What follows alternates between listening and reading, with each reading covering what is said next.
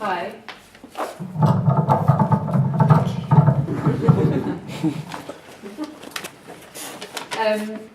One of the few things John and I knew about each other when we started this collaboration was that we both really like breakfast. So we decided to write a full English breakfast of poems for you. And we've chosen sort of 6 key breakfast items to use as our subject matter, and we'll be reading them roughly in the order that you might eat them. Although obviously we tend to mix things up a bit when eating a breakfast, so John's going to start off. I personally don't mix things up at all when I'm eating breakfast. It is one thing and then the other for me. We've given the whole thing an epigraph from John Davidson, a poem about breakfast, I think from around 1905, called Fleet Street, or a section from a very long poem which covers breakfast. The epigraph is, "Fool, the kidneys and potatoes sauce." To begin, on the natural history of the mushroom. The common ancestor of mushroom and tomato lived before the common ancestor of egg and mushroom, in ultra-dull lineage thickets, pure monocell. 1 billion years for one breakfast, and that thin porridge. I pretend to love the egg. I pretend to love the egg in its perfect container. When I see an egg, if no one is around, I whisper, "Little broken dying egg." I show the egg a picture of myself as a child eating a boiled egg. "I have been eating boiled eggs ever since time began," I shout.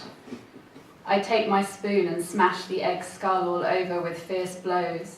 I rip off the fragments. How could you do this to me? The egg contains all of this self-preservation. I rip it out. Look in the mirror, I mean at the egg, then you'll know. The fried slice recital. Watch me turn and fumble as I fall, both faces butter side down. Watch me fizz and brown, not riding on my melting, rather on my molten resin reservoirs, and let me burn. I pretend I'm really into tomatoes. Yeah, this time it's really over between me and the tomato. I pretended I was really into tomatoes, but actually there were caveats. First, I took her face between my 2 hands and I held her up to the light. Then I watched her get down on the ground and roll all the way away from me, and then, really blushing now, back. School song of the beans.